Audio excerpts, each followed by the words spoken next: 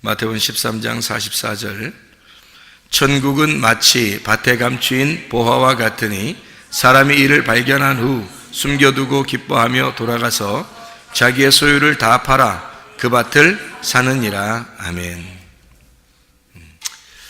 사람이 감추인 보화를 발견하게 되면 너무 기뻐가지고 다른 모든 자기 소유를 다 팔아서 이 밭을 사느니라, 그렇게 되어 있습니다.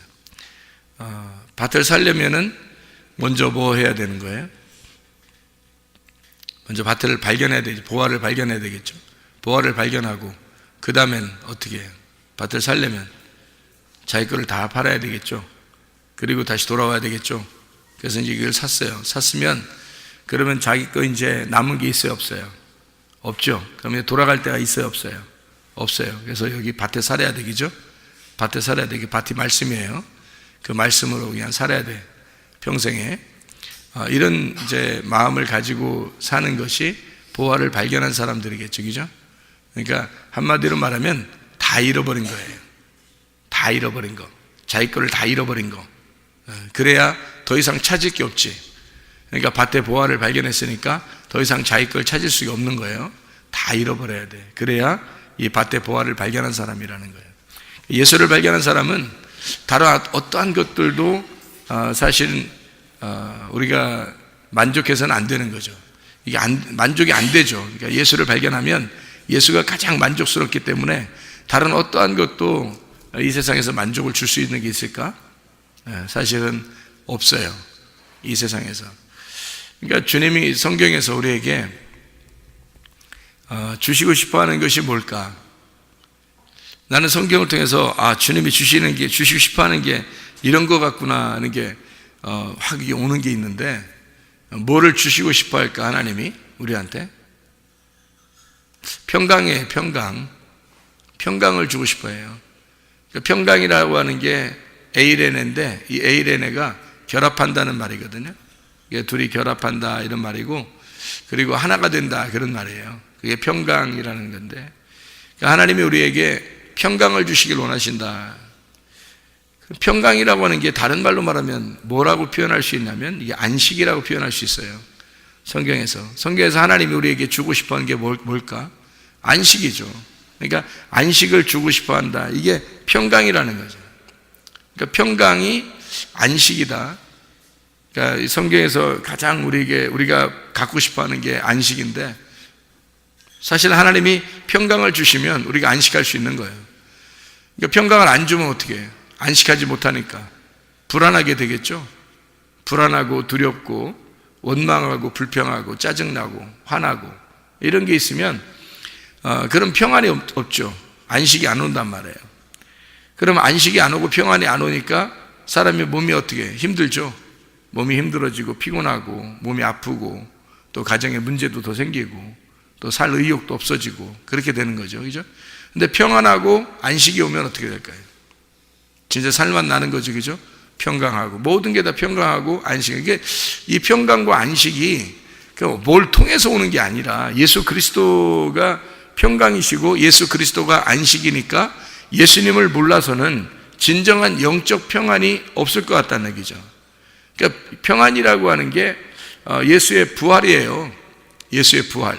그게 평강이라고요. 잘 생각해 봐라고. 평강이라는 그 단어가 구약 성경에서는 뭐라고 그러죠? 구약 성경에 평안할지어다, 평안해라, 뭐라 그래요? 샬롬 그런다고. 샬롬. 이 샬롬이라는 게 누구 왕이 있는데 이름이? 솔로몬. 그게 솔로몬이란 말. 솔로몬이 오면은 평강이잖아요. 그 솔로몬은 뭐를 상징하는 거냐면 부활의 예수님을 상징하는 거거든요. 그러면 다윗은요? 다윗은 십자가 예수님을 상징하는 거고. 그러면 다윗을 주겠다 그러면 십자가 예수를 준다는 얘기고, 솔로몬을 주겠다 그러면 부활의 예수님을 준다는 얘기예요. 그럼 부활의 예수님이 오면은 뭐가 온다고 우리한테? 평강이 오는 거예요. 평강이 오면은 안식이 오는 거고, 안식이 오면 자유한 거죠. 그러니까 진정한 자유, 억압되지 않은 뭔가 진정한 자유는 안식에서 나오는 거고, 이 안식은 평강에서 오는 거다. 평강은 어떻게 할 때 오는 거냐면 예수가 부활해야지 오는 거다는 거예요. 그러니까 내 속에서 예수가 부활해야, 그래야 평강한 거죠. 그러면 예수가 부활하려면 내가 어떻게 돼야 돼? 상대적으로 내가 죽어야, 그래야 평강하다는 거죠. 그러니까 내가 죽어야 예수 그리스도가 부활하고, 예수 그리스도가 부활하면 평강이 오고, 평강이 오면 안식이 온다. 안식이 오면 우리에게 진정한 자유가 오게 될 것이다. 그러니까 진리가 이제 우리를 풀어주는 거죠. 진리가 우리를 풀어줘서 덮여있는 것을 갖다가 열어주는 그런 역할을 하는 거예요. 뭔가 덮여있고 감춰져 있고 이러면 어떻게 해요? 무슨 자유가 오겠어요? 뭔가 이렇게 열려지고 알려지고 이래야 자유가 오는 거지. 그래서 진리가 우리를 자유케 한다, 그렇게 말하는 거예요. 자, 뭐예요? 평강이 오면 하나님이 우리에게 주시고 싶은 가장 원초적인, 하나님이 우리에게 진짜 주고 싶은 게 뭘까? 성경을 제가 가만히 보면서, 야, 주님이 가장 원하는 거, 주고 싶은 거 딱 한 가지, 그게 뭘까 해보니까 평강이더라는 말이에요. 평강. 예수님이 부활하고 난 다음에 제자들에게 와가지고 뭘 받으라 그래요? 평안이 있을지어다 그러죠. 평안이 있을지어다. 뭐 다른 것도 얘기할 수 있잖아요. 뭐 구원을 받아라, 뭐 또는 뭐 앞으로 너네는 뭐 잘 살 거다, 뭐 오래 살 거다, 뭐 별 얘기 다 할 수 있는데, 주님께서 하신 말씀은 딱 한 말이에요. 그러니 평안할지어다 그래요. 물론 불안하고 두려워하는 저자들이기 때문에 주님께서 부활하시고 난 다음에 평안해라 이렇게 말도 했겠지만, 사실 우리가 가만히 보면 사람이 마음이 평안해지면 말이에요, 몸에 병도 별로 없을 것이고 또 문제도 별로 안 생길 거란 말이에요. 가정에 문제가 왜 생겨요? 불안하고 염려가 있고 짜증나고 뭐 화나는 게 있고, 그러니까 문제가 생기는 거 아니에요, 서로. 사실 마음에 평안하면요, 자기 마음은 평안하게 되면 그럼 안식이 오게 되죠. 그러면 자유하게 되는 거고, 그게 구원이란 말이에요. 그러니까 구원이라고 하는 건 진정한 자유가 우리에게 왔다, 이게 구원이란 말이죠. 그러면 그게 이제 뭐냐면 어둠 안에 있으면은 구원이 아니고 빛 가운데 있어야 그게 구원인 건데, 부활의 예수님이 내게 오셔야지 이게 구원이라고요. 그러면 부활의 예수님이 오면은 반드시 이 사람을 어떤 마음을 갖게 하겠어요? 평안한 마음을 갖게 하는 거죠. 그러니까 평안이 온다 그러면 이 평안이라고 하는 것을 통해서 내가 구원받았구나, 이거를 깨닫게 되는 거죠. 불안하지 않고 괴롭지 않고 평안하다. 그러니까 두려워하는 제자들에게 주님은 부활하고 난 다음에 평안할지어다, 그렇게 이야기를 했단 말이죠. 그러면 모든 상황과 조건은 다 바뀌는 거예요? 먼저 다 바뀌지 않죠. 왜냐하면 예수님 평안할지어다 라고 했지만 제자들이 여전히 밖에 나가면 어떻게, 문 열고 나가면 다 잡아 죽이려고 하는 거죠. 그러니까 조건은 하나도 안 바뀐 거예요. 상황도 하나도 안 바뀌었어요. 그냥 마음만 평안해진 거예요. 그러니까 근데 마음만 평안해졌는데 이 사람들이 나갈 힘이 생긴 거예요. 자기 속에 마음에 평안이 오니까 나갈 힘이 생긴 거예요. 왜? 마음에 평안이 오니까 진리가 자리하게 되고, 그 진리가 자유케 하고, 자기가 담대한 거예요. 그러니까 나갈 힘이 생겼어요. 아니, 나가면 죽을 것 같아가지고 못 나갔었는데, 그래서 숨어 있었는데 예수님 평안할지어다 그러니까 이상하게 나갈 힘이 생기는 거예요. 나갔더니 뭐 가만히 있질 않아요. 다 잡아 죽이려고 또 막 한다는 얘기죠. 그러니까 상황과 조건은 하나도 안 바뀐 거예요. 그런데 그 마음의 평안은 왔다는 거죠. 그러니까 하나님 우리에게 주시고 싶은 게 뭐냐면 조건과 상황을 바꿔주려고 하는 게 아니라 우리 마음의 평안을 주시려고 하는 게, 그게 근본적인 거더라. 우리 마음의 평안만 있으면 사실 몸의 건강도 하게 될 것이고 문제도 생기지 않을 거란 말이에요. 조건과 상황은 안 바뀌었을 수도 있어요. 주님이 먼저 부활하셔서 우리에게 오시면, 내가 죽고 예수 그리스도가 부활하시면 모든 상황은 아직 그대로 있을 수도 있습니다. 그런데 내 마음은 이상하게 평안이 왔다. 그럼 바뀌기 시작하는 거예요. 뭔가 바뀜이 있는 거예요, 우리 속에서. 하나님 자신을 주고 싶어 했던 거지, 이런 이 땅의 조건과 상황을 다 이렇게 그런 게 아니란 말이죠. 하나님 자신이 질서고, 하나님 자신이 자유고, 하나님 자신이 평안이고, 하나님 자신이 안식이기 때문에 하나님을 주시고 싶어 했던 거죠. 그 하나님이 영생이라는 거예요. 그러니까 하나님 자신이 내 안에 들어오면 그러면 모든 문제는 해결된다는 거죠. 그러니까 자기 속에 있는 모든 문제들은 다 해결되는 거예요. 모든 상황이, 밖의 상황은 안 바뀔 수 있어요. 근데 우리 속에는 바뀌고 있다는 거죠. 그래서 밖의 상황은 하나도 안 바뀌는데 우리 속이 바뀌고 있다는 거예요. 자기가 바뀌고 있다는 얘기입니다. 그래서 하나님은 우리에게 너부터 바꿔라. 네가 바뀌기 시작하면 다른 것들은 다 바뀔 것이다. 네가 바뀌면 다른 건 다 바뀌게 될 것이다. 그러니까 조건과 상황은 우리가 바꾸는 게 우리의 힘으로 바꾸는 게 아니지. 물론 하나님께서 다 바꾸시지만 내 속에 평안이 오고 난 다음부터 이루어지고 있는 사건들이지, 모든 상황을 싹 다 바꿔놓고서 내 마음에 평안을 주는 게 아니란 말이죠. 조건과 상황을 먼저 주시고 그 다음에 내 마음을 평안을 주신다면 하나님은 우리에게 먼저 돈을 주시든지 건강을 주시든지 문제 해결을 먼저 주시든지 뭐 이 땅에 잘 살게 하든지 뭔가 조건을 먼저 다 만들어 놓을 거란 말이에요. 그런 다음에 평안을 준다면. 근데 하나님은 그런 하나님이 아니고 가만히 성경을 보니까 우리의 마음을 바꾸시더라는 거예요. 마음에 먼저 평안을 주시고 너로 인하여 부활하신 그 주님이 네 속에서 살아있는 너로 인하여 이 주변이 바뀔 수 있도록 만들어주겠다.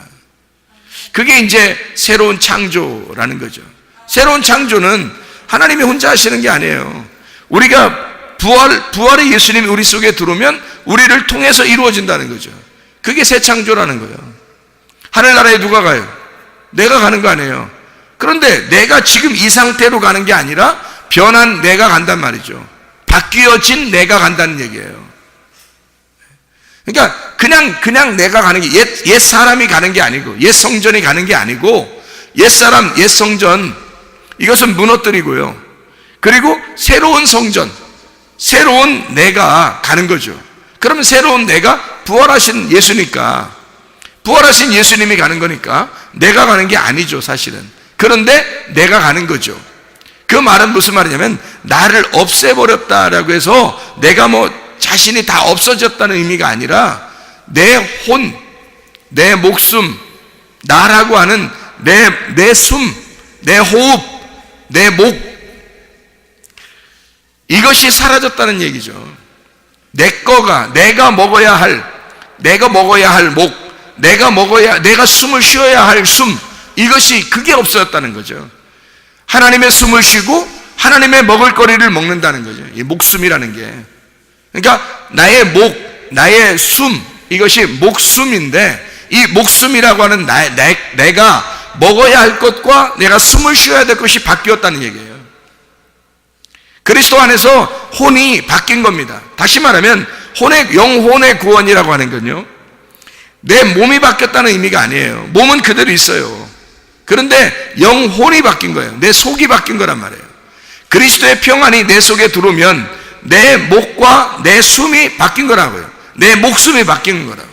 그러면 내 목은 먹어야 할 것, 내 숨은 숨 쉬어야 될 것인데 먹을 것과 숨 쉴 것이 바뀌었다는 얘기예요. 그럼 먹거리가 바뀌었다는 얘기니까 우리가 먹는 게 이 땅에 있는 말들을 먹었을 거 아닙니까? 이 땅의 말들을, 이 땅의 음식들을 먹었을 거 아니에요. 그럼 우리가 음식이 바뀌어야 되겠죠. 하늘의 음식으로 바뀌어야 된단 말이에요. 이 땅에서 하나님의 말씀을 들어야 된다는 거죠. 세상 것을, 세상 사람들의 말을 듣고 살아왔는데 하나님의 말씀을 듣고 살기로 결심했단 말이에요. 바뀌었다는 거죠. 하나님의 음식을, 내가 이 땅에 있는 만나를 먹으려고 했었는데 하나님의 음식, 생명의 떡을 먹게 됐다는 얘기예요. 먹거리가 바뀌었다는 얘기입니다. 한마디로 숨 쉬는 게 바뀌었어요. 들숨날숨이 내가 혼자 쉬는 줄 알았더니, 숨 쉬는 줄 알았더니 내가 죽어버리니까 하나님의 숨을 쉬더라는 거예요. 하나님의 호흡, 하나님의 영감을 가진 그 말씀으로 살게 되더라는 얘기죠. 숨이 바뀌었다는 얘기입니다. 먹는 게 바뀌었고 숨이 바뀌었다는 얘기. 이게 목숨이 바뀐 거예요. 이게 영혼의 구원이라고. 이게 진짜 우리의 영혼의 구원, 진짜 영혼의 구원을 주님이 주시길 원하신다는 거죠. 그러려니까 우리에게 평강이 있을지어다. 우리가 이 땅에서 조건과 상황을 하나님이 바꿔주려고 하는 게 아니라, 자, 내가 먹을 게 바뀌고 숨이 바뀌니까 내 자신이 어떻게 돼요? 그리스도의 사람이 되어버렸다는 거죠. 사람이 먹는 데 따라서 냄새 나잖아요. 먹는 데 따라서 냄새 나요. 먹는 데 따라서, 그리고 사람이 듣는 데 따라서 말하게 되는 거고요. 먹는 데 따라서 이게 사람이 바뀌는 거예요. 말하는 데 따라서 뭘 듣느냐에 따라서 뭘 말하게 돼 있고 뭘 생각하게 돼 있고 사람이 바뀌는 거예요. 그런 사람으로. 그러니까 언어를 우리가 한국말 하는 사람을 한국 사람이라 그렇게 말해요. 영어를 말하는 사람을 영국 사람이라 그렇게 말하고요. 이렇게 말이 바뀌는 거예요. 필리핀 말을 하면 필리핀 사람이라 그러고요. 그러니까 말이 바뀌는 거예요. 말을 따라서 민족이 바뀌는 거거든요. 그러니까 내가 무슨 말을 듣고 무슨 말을 하느냐에 따라서 하나님의 사람이 하나님의 민족이 될 수도 있고 땅의 민족이 될 수도 있는 거예요. 네가 땅의 민족이냐? 하나님의 말을 하게 되면, 하나님의 말을 듣게 되면 하늘의 민족으로 바뀌는 거죠. 땅의 민족이 아니라 하늘의 민족으로 바뀌는 거란 말이에요. 민족이 바뀌는 거예요. 국가가 바뀌는 거라고. 언어에 따라서 citizenship, 그 시민권이 바뀌는 거예요. 말에 따라서요 시민권이 바뀌어버립니다. 내가 신청을 해요. 내가 하늘나라 시민이 아니었는데 신청한다고요. 내가 하늘나라 시민으로 내가 신청합니다. 그러면 하나님께서 우리에게 말을 테스트할 거 아닙니까? 네가 무슨 말 하느냐? 네가 무슨 말을 듣고 있느냐? 네가 뭘 먹고 있느냐? 어떤 숨을 쉬고 있느냐? 네가 무슨 말을 듣고 무슨 말을 하고 있느냐? 이거를 테스트할 거 아니에요, 우리한테. 그래서 주님께서 우리를 시티즌십을 주려고 하는데, 시민권을 줄 때 딱 시험할 거 아닙니까? 네가 어떤 사람이냐? 네가 나의 말을 하고 있느냐? 나의 말을 듣고 있느냐? 네가 나로서 살아가려고 하고 있느냐? 이거죠. 민족이 바뀌었느냐 이거예요. 하나님의 민족으로 네가 땅의 생각을 하지 않고 하늘의 생각을 하며 살고 있느냐? 땅의 말을 하거나 땅의 행동을 하는 것이 아니라 하늘의 말, 하늘의 행동을 하며 네가 살고 있느냐? 그럴 거 아니겠어요. 하나님이 보신다고요. 우리를 믿음을 보신다고요. 아브라함도 테스트하잖아요. 아브라함도 이삭을 갖다가 데려오라고 그래요. 3일 길을 가는데 얼마나 힘들겠어요. 근데 3일 길 오라고 그래요. 어린 양 잡아놓고 준비해놓고 오라고 그러는 거예요. 계속 잡아놓고 계속 오라고 그래요. 그때까지 뭐 얘기도 해줬으면 좋잖아요. 하루 길을 왔을 때 얘기해주거나 이틀 길을 왔을 때 얘기해주면 얼마나 편하게 오겠어요. 내가 미리 준비해놨다 이렇게 하면. 근데 말하지 않아요. 3일 길까지 계속 거기까지 와서 양이 또 소리내지도 못하게 가만히 입을 막고 있어요. 언제까지 막고 있냐면 이삭 묶고서 이삭 올려놓고 칼로 찌르려고 할 때까지. 그때까지 그대로 양의 입을 막아놓고 소리도 못 내게 해요. 그리고 이삭을 갖다 찌르려고 하니까 아브라함아 아브라함아 부르면서 이제야 네가 나를 사랑하는 줄 알겠다 그랬어요. 네가 이제야 나를 사랑하는 줄 알겠다. 이렇게 하나님은 우리의 어떤 조건과 상황을 바꿔놓고 우리에게 하시는 게 아니에요. 이런 말씀이에요. 어떤 말이냐면 하나님이 꼭 이런 것 같아요. 하나님이 준비해 놓으셔요. 우리가 준비해서 가는 게 아니고 하나님이 준비해 놓으셔요. 그리고 뭐라고 그러냐면 우리는 이렇게 생각을 해요. 세상 살아갈 동안에 하나님 다 준비해 주세요. 그럼 내가 갈게요. 이런다고요. 준비해 주시면 내가 갈게요. 그런다고요. 근데 성경에 보면 그렇게 하나님 부르지 않더라고요. 아브라함을 부를 때도 그렇게 부르지 않더라고요. 창세기 12장에도요 아브라함을 갈 바를 알지 못하고 따라오라고 해요.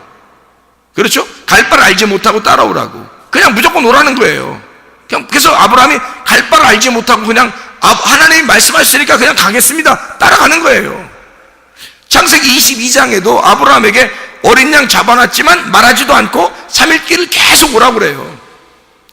준비해 놓다는 얘기를 안 하신다고. 하나님이 준비해 놓죠. 그러니까 우리가 이런 말씀들을 이렇게 가만히 우리가 읽으면서 그 아브라함의 말씀이 곧 나의 말씀이고 여기 성경에 있는 이 말씀이 곧 나에게 말씀하는 것이라면 하나님은 어떤 하나님이라는 걸 우리가 짐작할 수 있어요. 하나님은 나를 위해서 준비하신 하나님이시구나. 나를 위해서 미리 준비하신 하나님입니다. 근데 그 준비한 걸 안 가르쳐 주신다는 거죠. 언제라고 하는 것을 안 가르쳐 준다는 얘기예요. 우리 보고 따라오는, 그러니까 언제라고 딱 알려주면 언제 병이 났을 것이다. 언제 문제가 해결될 거다.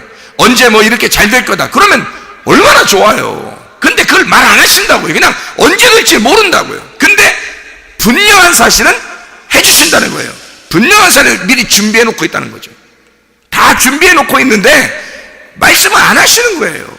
따라오라는 거예요. 그냥 분명히 하나님은 준비해 놓고 있어요. 다 준비해 놨다는 거지.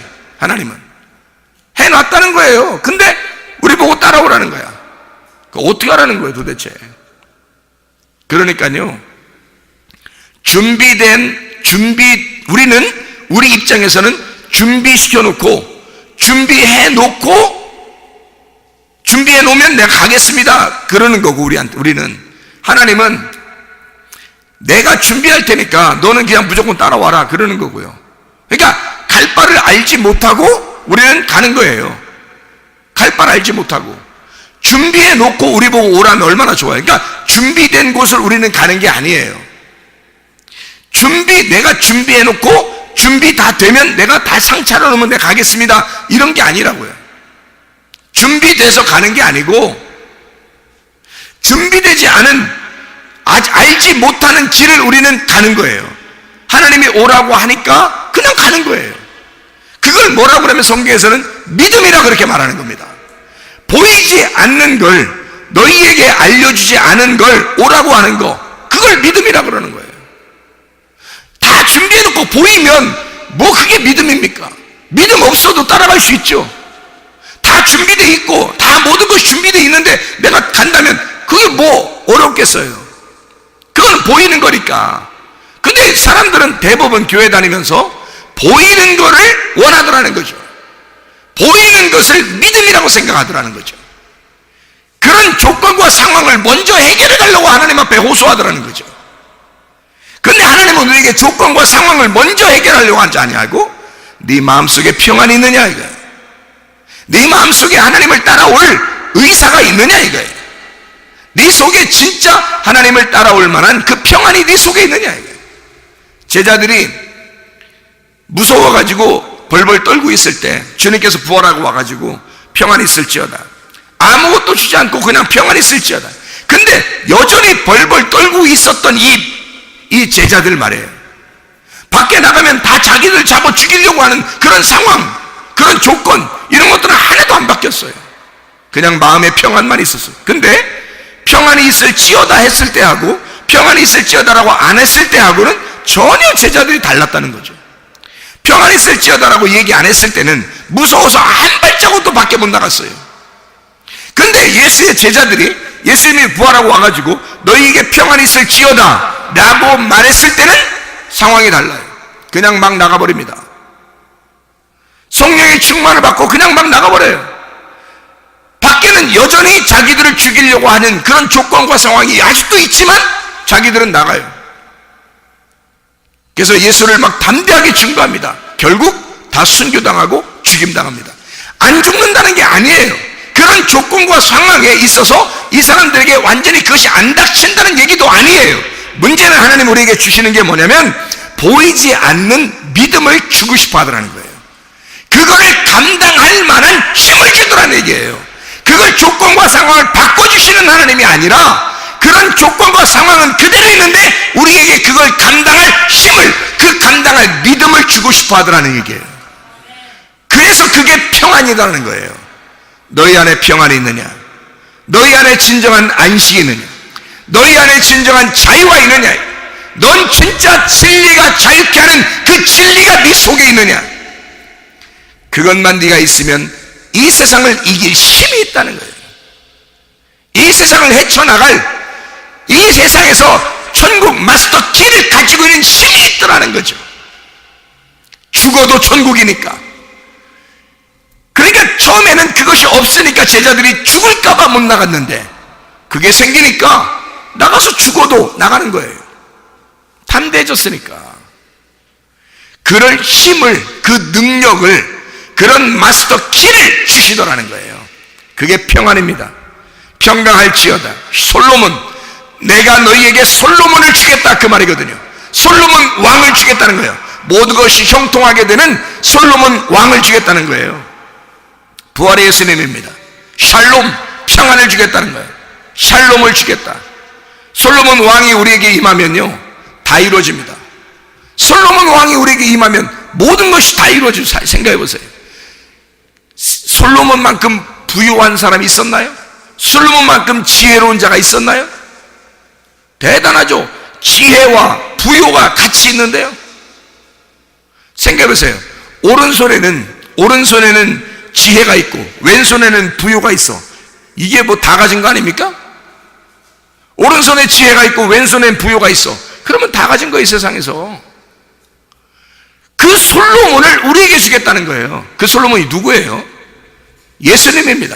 부활하신 예수님이 우리 안에 있으면 사실 그 솔로몬 왕이 내 안에 온 것과 똑같은 의미거든요. 그럼 그 똑같은 의미를 진짜 솔로몬이 자기의 지혜와 자기의 부요함을 가지고 우리 앞에 딱 나타나면 좋겠는데, 그런 예수가 우리 안에 왔다고 생각하는데 이게 안 이루어졌다고 이 속에 솔로몬이 안 이루어지는 거예요. 샬롬이 안 되는 거야. 예수 그리스도를 그렇게 주겠다는데 그 예수는 필요 없다는 거야. 왜냐하면 나에게는 조건과 상황이 내가 눈에 보이는 걸 달라는 거예요. 눈에 보이는 거. 솔로몬 주지 말라는 거예요. 샬롬 그런 거 주지 말라는 거예요. 안 보이는 거니까. 부활의 예수님 안 보이는 거니까 우리에게 주지 말라는 거야. 기적을 달라는 거야. 표적을 달라는 거야. 이적을 달라는 거야. 보이는 거 달라는 거예요. 우리의 눈에 보이는 거, 귀에 들리는 거, 그거 달라는 거예요. 그게 무슨 믿음입니까? 주님이 진정한 믿음을 우리에게 주시고 싶어 한다면 보이지 않는 평안을 주려고 할 겁니다. 부활의 예수님이 유일하게 하나 주실 만한 하나가 있었는데 그게 평안이에요. 평안할지어다. 여러분에게 진정한 평안이 다른 어떠한 것보다 더 소중하다고 생각하십니까? 하나님께서 여러분에게 부활의 예수님이 여러분에게 평안할지어다 그러면 문제가 해결될 줄로 믿습니다. 평안할지어다 그러면 여러분에게 치료가 일어날 줄로 믿습니다. 평안할지어다 그러면 형통하게 될 줄로 믿습니다. 이게 진짜 예수란 말이에요. 상황과 조건은 바뀌지 않았을 수도 있죠. 그러나 우리의 속에 진짜 평안이 오면 그런 모든 것들을 이겨낼 힘, 그런 능력을 우리에게 주신단 말이에요. 예수 그리스도가 그 능력이 너에게 임하시면 그 능력이 어떤 능력이냐고요. 그 능력이 사도행전 1장 8절에 하나님께서 주시는 그 능력이 임하시면, 그 권능을 임하시면 예루살렘과 온 유대와 사마리아 땅까지 이르러 내 증인 될 것이다. 그들이 순교 안 당했나요? 다 순교당합니다. 나가서 예루살렘과 온 유대와 사마리아 땅까지 가도 다 순교당합니다. 그러나 권능을 가지고 있기 때문에, 그 안에 평안이 있기 때문에 말이에요. 그냥 나가버리는 거죠. 그냥 나가서 예루살렘과 온 유대와 사마리아와 땅까지 복음을 증거합니다. 뭐가 있었기 때문에? 그 권능이 있었기 때문에. 무슨 권능? 평안이라는 권능. 하나님의 평안이 자기에게 있었으니까 이제는 두려워 떨고 숨는 게 아니었단 말이에요. 그들은 주님의 증인이 될 수 있었단 말입니다. 예수를 증거할 때 여러분이 뭘 증거하겠습니까? 여러분에게 보여주는 기적의 하나님, 그거 증거하겠습니까? 그런 거로 따지면 광야에서 10번이나 하나님을 갖다 배반했던 그 사람들에게는 아주 수많은 기적들을 내려줬습니다. 하나님이요. 그런데도 광야에서 10번이나 그들은 배반했다는 거예요. 가나안 땅의 믿음이 아니라 광야의 믿음이었기 때문에 그래요. 보이는 믿음, 율법의 믿음, 계명의 믿음, 자기들이 보고 듣는 그 믿음, 그걸 요구했기 때문에 그렇습니다. 그게 진짜 믿음이었던가요? 아니에요. 요한복음 6장에 보니까 주님께서 이 조상들은 만나가, 보이는 그 만나가 내려서 그걸 먹었다. 그래도 죽었다. 나를 믿는 자는, 나를 먹는 자는 죽어도 살고 영생할 것이다. 생명의 떡이기 때문에 나를 먹어야 된다. 나를 먹고 나를 마셔야 된다. 그렇게 말하죠. 그게 하나님의 말씀이거든요. 그 진리의 말씀, 이것이 우리에게 보이지 않는 그 믿음, 말씀이 너에게 와야 영생한다는 거예요. 뭘 받겠습니까, 여러분? 진짜 떨어지는 만나를 받겠습니까? 막 흥분하겠죠. 대단하다고 흥분하겠죠, 여러분.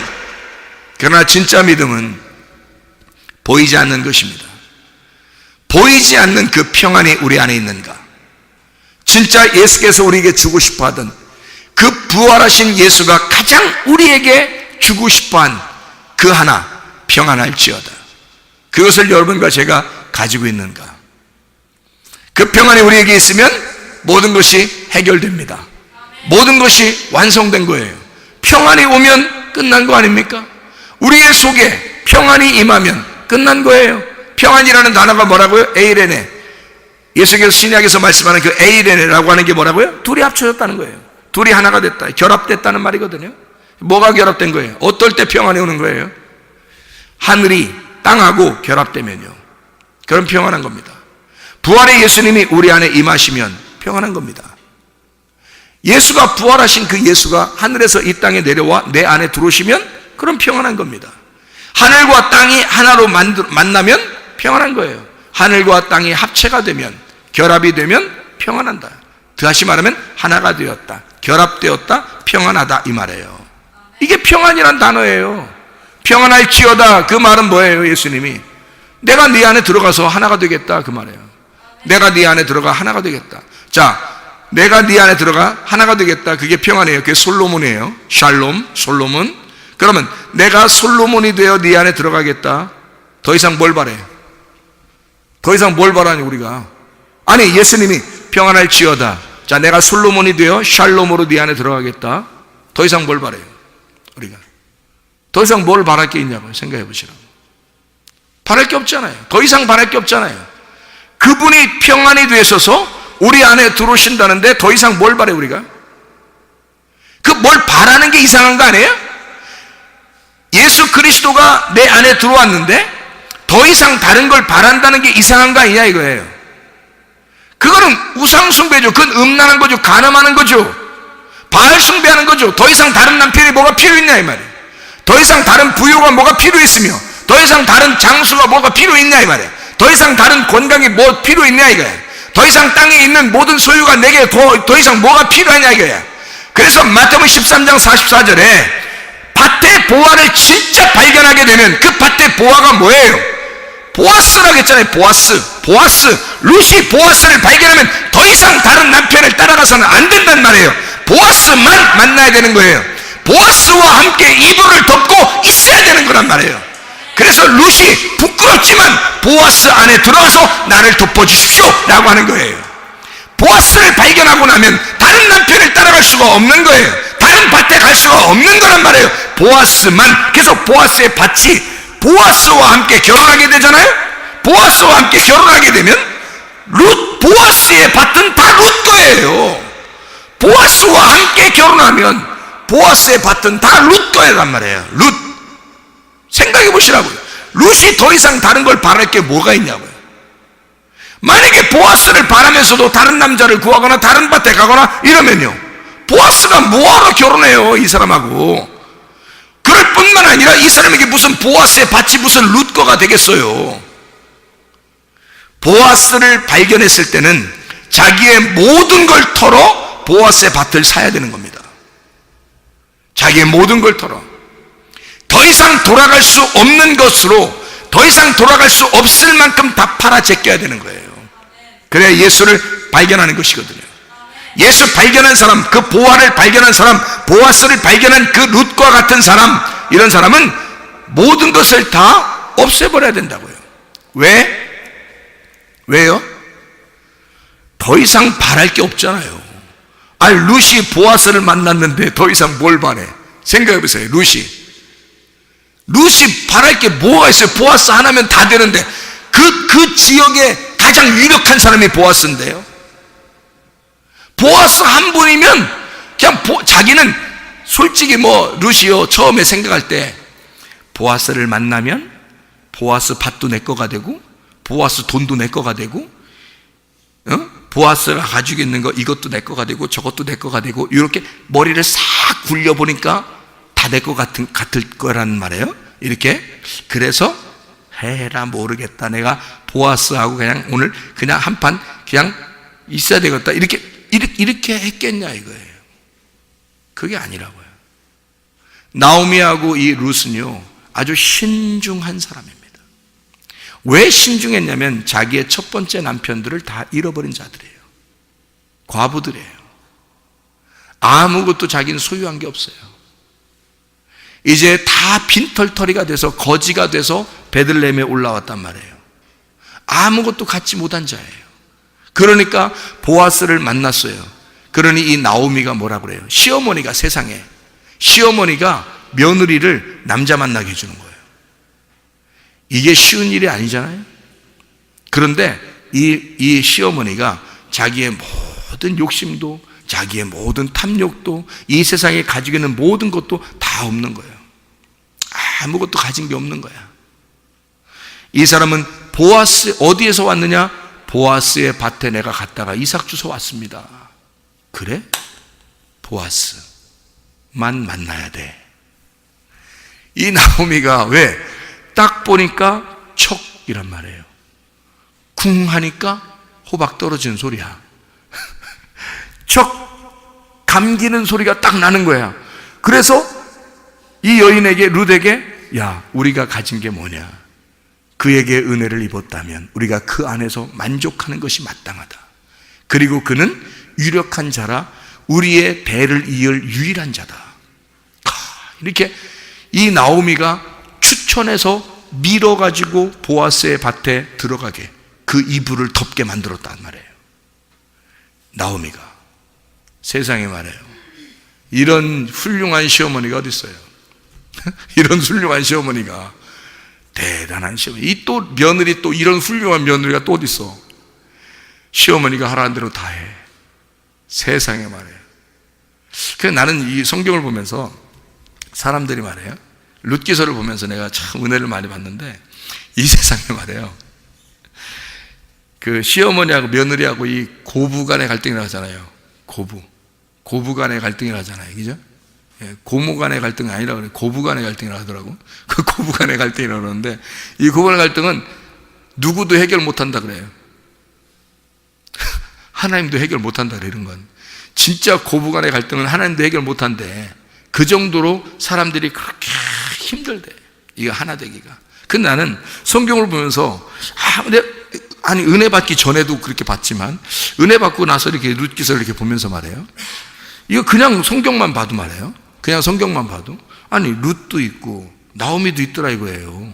분명히 시어머니하고 며느리인데 이런 사람도 있어. 근데 왜 이런 사람들은 안 따르려고 그럴까? 이상하더라고. 왜 성경에 나온 대로는 왜 안 살으려고 그럴까? 그거 이상하잖아요, 그것도.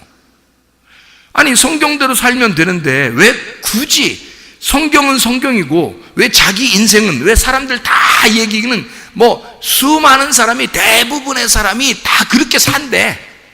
네? 성경에서는 이렇지만, 룻하고 나오미는 그렇지만 대부분의 사람들은 다 시어머니하고 며느리하고 다 그렇게 산대요. 대부분이 그렇대.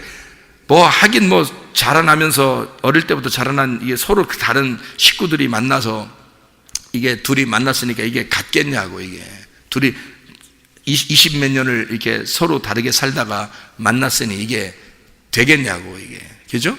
이 시어머니도 또 다른 집에서 또 와가지고 따르게 살다가 와서 또 여기에 부딪히다가 이게 이굴이 난 사람인데, 여기서 또 새롭게 20몇 년을 또 따르게 살다가 와가지고 또 딱 부딪히니까 이게 얼마나 이게 자기들 자존심이 세겠냐고, 고집도 세고, 이게 안 맞는다고. 그래서 대부분 안 맞는다 하더라고요. 그런데 여러분, 진짜 은혜 받으면 안 맞을까? 진짜 회개하고 진짜 은혜 받으면 룻하고 나오미처럼 안 될까? 안 될 것 같아요? 그 안 된 게 구원 못 받은 거 아닌가? 잘 생각해 봐요. 아니, 이렇게 못 살면 그게 구원받지 못한 거 아닌가? 어떻게 그게 이 세상 사람이 다 그래? 아니, 다 그런다고? 다 그런다는 말을 한다? 그러면, 다 그런다 그러면 내가 한번 성경 읽어줄게요. 너는 거짓된 풍소를 퍼뜨리지 말며, 출애굽기 23장 1, 2절입니다. 악인과 연합하여 위증하는 증인이 되지 말며, 말씀 바꾸지 말란 얘기입니다. 다수를 따라 악을 행하지 말며, 많은 사람이 그렇게 했다고 해서 그렇게 하지 마라 이 말이에요. 송사의 다수를 따라 부당한 증언을 하지 말며, 다시 말하면 너의 유익을 위해서 사람들이 얘기하는 것처럼 그렇게 하지 말라는 거야. 성경에 있는 대로 하라는 거야. 왜 이런 말을 안 믿어요? 구원받으면 왜 이런 말이 있는데? 아니, 성경대로 우리가 이거 문자니까 이건 안 따라야 되는 거예요? 아니, 성경에 살인하지 말라면 살인하지 말아야 되는 거고, 간음하지 말라면 간음하지 말아야 되는 거지. 아니, 문자대로도 다 우리가 따라야 되는 거 아니에요, 이거? 속에 의미가 물론 있지만, 간음이 우상숭배가 탐욕이고, 이런 건 있지. 그 의미는 있죠. 그러면 이런 성경의 문자 이런 건 안 지키는 거냐고. 아니잖아요. 왜 성경대로 있는 거를 안 따르냐는 거죠. 왜 다수를 따라? 사람들이 다 그래요. 뭘 다 그래요? 안 그런 사람도 있대, 성경에. 그리고 진짜 회개하고 구원받은 사람 중에서 안 그런 사람도 있더라고요. 진짜 구원받은 사람 중에서 안 그런 사람도 있더라고요. 제가 눈에 목격하고 제가 귀로 들은 사람들 중에서요. 그런 사람 있더라고요. 둘이 사이가 너무너무 좋더라고요. 시어머니와 며느리 사이가 그냥 어머니와 딸 같대요. 그래서 사람들이 목욕탕 갔더니 딸이죠? 그러더래, 사람들이. 딸이죠? 이렇게. 그런 관계처럼 된 사람들도 한두 명이 아니던데요? 3-4명 정도 되던데요? 하여튼 많지는 않지만 그래도 그런 사람도 있더라, 이 말이에요. 자, 구원받은 사람은 성경대로 왜 안 사냐 이거예요. 성경대로 살아야지. 자, 자기가 아직도 잃어버릴 게 있는 거예요. 아직도 잃어버릴 게 있는 거예요. 다 잃어버려야 구원받은 건데, 다 잃어버려야 더 이상 내가 돌아갈 집이 없어야, 더 이상 내가 돌아갈 것이 없어야 내가 구원받은 건데, 돌아갈 집이 아직도 있단 말이에요. 아직도 돌아갈 생각이 있단 말이에요. 돌아갈 말이 있단 말이에요. 돌아갈 행동이 있고 돌아갈 집이 있는 거예요. 아직도. 룻과 나오미는 더 이상 돌아갈 데가 없어요. 자기들 고향, 룻의 고향 모압으로 돌아갈 수가 없어요. 다 잃어버리고 온 거예요. 그러니까 보아스 한번 만나니까 보아스 하나로만 만족하는 거예요. 보아스 하나, 저분 하나면 만족한다. 우리는 저분 하나만 붙들고 간다, 끝까지. 그런 사람이 된 거예요. 다 잃어버리니까 보아스 한 분 붙들고 가는 거예요. 그러면 보세요. 보아스 하나만 만나고, 이 사람이 다른 것들 조건과 상황을 보지 않았어요. 그냥 보아스만 바라본 거라고요. 보아스만 좋아서 본 거라고요. 그랬더니 보아스가 가지고 있는 모든 게 자기 거가 된 거예요. 나중에. 아니, 처음부터 저거 보아스 가진 게 저거 보아스 가진 게 저거, 아이고, 우리 같으면 벌써 계산 다 나왔을 거예요. 그죠? 벌써 계산 다 나왔을 거예요. 저 사람 재산이 저기 있고, 재산이 벌써 다 계산 나왔을 거예요. 그리고서 보아스한테 보아스 이러면서 이렇게 했을 거예요. 어? 우리 같으면, 그렇죠? 인간들은 다 그래. 그런데 성경의 룻은 그러지 않았어요. 그런 재산 바라보고 한 거 아니에요. 그냥 나오미의 말에 순종한 거예요. 하나님의 성령의 말에 순종한 거예요. 나오미가 교회 성령을 의미하는 거거든요. 교회의 말에 순종한 거예요. 그냥 순수하게. 왜? 어차피 자기는 가진 게 없으니까. 자기는 더 이상 돌아갈 데가 없잖아요. 여러분이 교회에 나왔다면 더 이상 돌아갈 데가 없어요. 교회에 나서는 여기가 마지막이라고요. 룻이라고 하는 여자가 더 이상 다른 데 갈 데가 없어요. 나오미를 따라온 거라고요. 교회에 왔어요. 성령님에게 왔어요. 말씀을 따라왔어요. 이 여자가 더 이상 자기 돌아갈 고향이 없는 거예요. 고향이 다 버려진 거예요. 이 여자가 그러니까 이 나오미의 말이 하나님의 말씀이야. 나오미가 말하면 그게 하나님의 말씀으로 받는 거예요. 더 이상 돌아갈 데가 없으니까. 근데 사람들은요, 교회에서 선포되는 그 말씀도 우습게 생각합니다. 왜냐하면 또 다른 것도 들어도 되니까. 교회가 선포되는, 자기가 다른 것들도 이미 다 있어요. 아직 버리지 못한 것들이 많이 있다고 사람들이에요. 하나님은 오직 하나님의 말씀, 네가 선택한 그 교회, 네가 선택해서 네가 붙잡고 온 그 말씀이 있지 않느냐 이거야. 그럼 그 말씀의 소리를 듣고 그 말씀에 순종해봐라. 끝까지 한번 해봐라. 그거 기다리고 있는 거예요. 보아스가 그런 여자 룻을 그냥 룻만 보고 했겠어요? 나오미에게 얼마나 순종하는지 그거 다 알고 있었다고요. 보아스가요. 나오미에게 네가 시어머니에게 한 것과 네가 시어머니에게 어떻게 말씀에 순종한 것을 내가 다 듣고 알았노라 그랬어요. 보아스가요. 왜? 나오미는 보아스의 친척이거든요. 나오미는 보아스의 친족이에요. 가족이라고요. 여러분 교회가 주님의 가족입니다. 주님의 말씀에 순종하는 건 교회의 말씀에 순종하는 거예요. 교회에 순종하고 그 말씀을 따라온 자들이 더 이상 돌아갈 데가 없어야 말씀께 순종하죠. 이 룻과 나오미의 관계처럼 말입니다. 룻과 나오미가 그렇게 순종해서 보아스를 만났어요. 다른 아무것도 요구하지 않았어요. 그냥 보아스 하나의 그 씨앗, 그 씨, 당신의 씨를 내게 심어주십시오. 당신의 씨를 심고 내가 당신의 열매를 맺고 싶습니다. 그거 하나였어요. 하나님의 아들, 내 속에 하나님의 아들을 잉태하고 싶습니다. 그리고 그 아들을 출산하고 싶습니다. 해산의 고통을 갖고 싶습니다. 그래서 그 말씀 안에 내가 거듭나기를 원합니다. 나를 살려주십시오. 나를 이 죽은 여자의 몸을, 과부가 죽은 여자의 몸이거든요. 죽은 여자의 몸을 부활시켜 주십시오. 놀라운 이야기죠. 놀라운 복음이 그 룻기서에 들어있단 말이에요. 그래서 이 보아스가 룻을 만나게 되는 겁니다. 여러분, 우리는 예수 한 분으로 만족하신가요?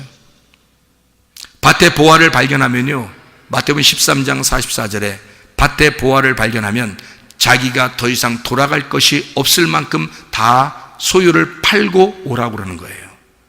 부자는 그러지 않았어요. 부자는 돌아갈 집이 또 있는 거예요. 돌아갈 소유가 있는 거예요. 그러니까 돌아가는 거야.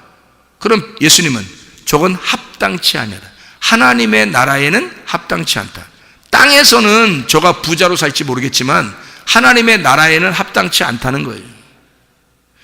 이 룻과 나오미처럼 밭에 보화를 발견한 그 사람처럼 더 이상 돌아갈 데가 없어야 주님의 말씀께 순종하고 그 믿음으로 살죠. 그 사람에게는 보아스 하나만 바라볼 때는 말이에요, 평안할 겁니다. 그런데 만약에 옆집 밭에요, 또 남자가, 또 젊은 남자가 또 하나 있어. 그래서 룻이 둘을 재봐요. 이렇게 보아스랑 그쪽 남자랑 이렇게 재보면 어떻게 될까요? 이렇게 재서 둘을 마음을 딱 갈라지잖아요. 사람은 이제 여자가 남자 만날 때 여러 명 이렇게 만나보고 그 다음에 남자를 만나야 잘 만난다, 그런 말이 있어요. 예? 비교해봐서 잘 이렇게 한 사람만 사귀어보면 그 한 사람밖에 없는 줄 아니까 여러 사람을 사귀어보고 그 중에 가장 좋은 사람 비교해서 이렇게 하라는 말도 있어요. 그런데 성경은 그렇지 않아요. 예수님하고 비교할 게 뭐가 있어요? 예수 신랑하고 예수 새 신랑하고 비교할 대상이 있어야지 비교하죠.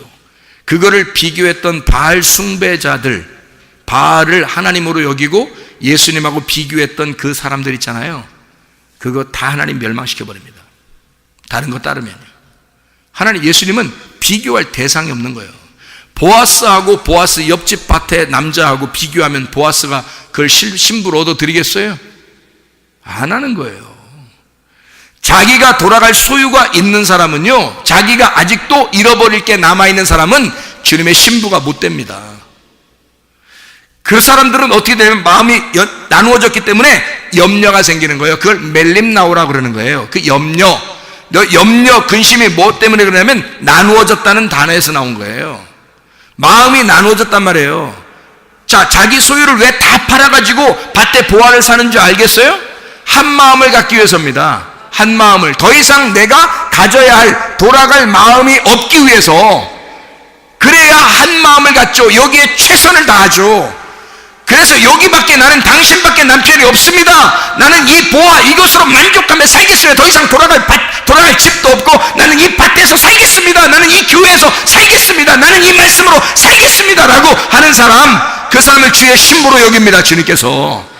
밭에 보화를 발견한 사람, 자기의 모든 소유를 팔아 더 이상 갈 곳이 없는, 다 잃어버린 하나님의 사람, 그리고 하나님을 발견하여 그 말씀으로 만족하며 살려고 하는 사람, 보아스의 신부가 되는 룻과 같은 사람, 여러분과 제가 되어 그리스도 예수의 사람으로 살다가 주님 만나시기를 바랍니다. 우리 하나님 아버지 사랑과 은혜를 감사합니다. 주의 뜻대로 살다가 주님 만나게 도와 주시옵소서. 예수 그리스도 존귀하신 이름 받들어 기도 올려옵나이다. 아멘.